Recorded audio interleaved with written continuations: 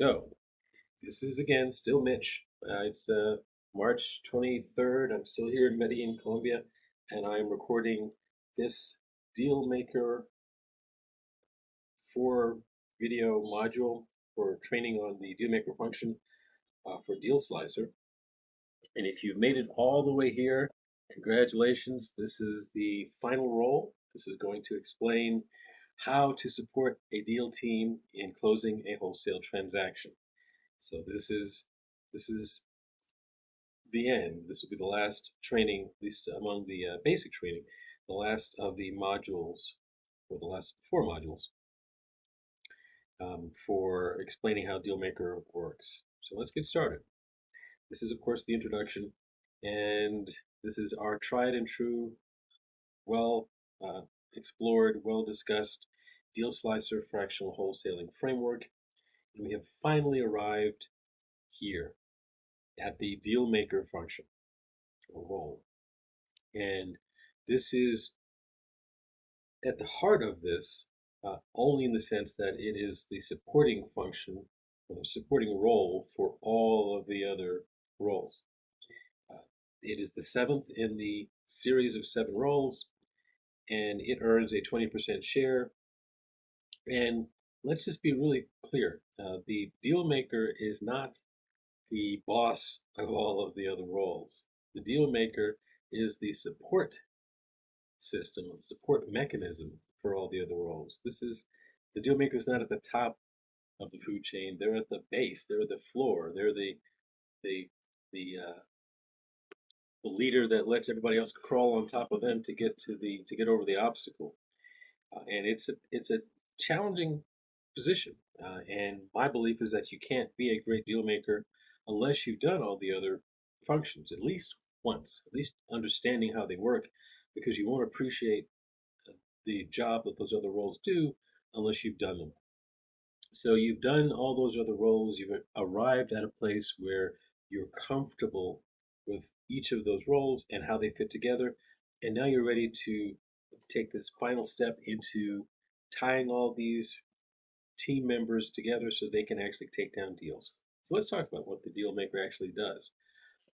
Their job is to, and it's going to be very broad, as you can probably imagine, because they don't have they have some specific functions, but a lot of what they do is just float and do what needs to get done. But one of their functions is to assemble and lead the deal team, which sounds super vague and super general, because it kind of is. Each deal team will need different things, but assembling that team initially to begin working together, and then managing and leading that team forward for the course of this project until it completes, is the sole responsibility of the deal maker role. No one else's job is to jump in there and make sure that everything works smoothly. It's the deal maker's job to make sure that that gets done. They are the quarterback of the team.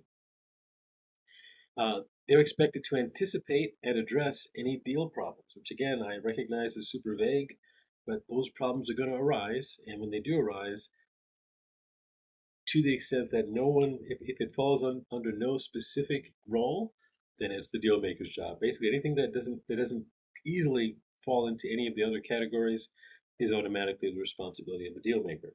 So we know that there are some issues that will come up that are specific to closing coordination, or specific to investor manager, or investor marketer, or seller manager, whatever. And those, yes, those roles will be expected to go in and address those issues. But if there's an issue that comes up that either is in the gap between roles or that involves multiple roles having to coordinate, then the deal maker is going to be the glue that keeps that team focused on that challenge. So anticipating and addressing any deal problems is part of the task. Managing the overall deal timeline and all major milestones is also going to be the responsibility of the deal maker. They have oversight over the entire project. So from the time it's decided, hey, let's go try to take down this wholesale deal, until the time we all get paid, someone's got to be keeping track of how things work. And each of these other roles just have a little bit of insight into how that works, because they're not responsible for the whole picture. The deal maker is. And so that big picture timeline and all those major milestones are going to be the responsibility for the deal maker to manage. They don't have to deal with all of them, but they need to understand what they are and make sure that the other members of the team also understand them. All of the deal finances, and there should be a lot of finances. Most of the wholesale deals that, in fact, pretty much all of them, have had minimal expenses, but there will be some expenses. For example, if you do agree, if the team agrees that we're going to pay the residents of the property 25 bucks every time someone comes and takes a look inside, well, that money's got to come from somewhere. And usually some member of the team, possibly the deal maker, possibly somebody else, if they're paying money to get that done, it needs to be tracked someplace so that when the deal does get cashed off, right, and funds do come in, those expenses are paid off the top, and then the distribution happens. So someone's got to keep track of all those expenses. Someone's got to submit those expense items so that we can all know how much money we're in for. If we did 5 viewings and they're $25 each, then that's 125 bucks that someone had to come out of pocket for, and they need to get reimbursed before anybody else gets any money out of this deal. Also, we need to make sure that this distribution of the shares toward the end is understood by everybody. So there's no confusion, there's no ill will at the end when people get less than what they expected or more than what they expected. All that stuff needs to be worked out up front so there is no last minute grumbling about how much someone did or didn't get. And then lastly, the deal maker is responsible for hosting regularly scheduled conference calls just to keep all the deal team members informed about the deal status, because it's a complex project involving a bunch of people, and therefore you're going to have a challenge keeping everybody informed and everybody up to date and on track with what's going on and how it's working. So you definitely want to make sure that there's a mechanism for doing that. And fortunately, there is within Deal Slicer.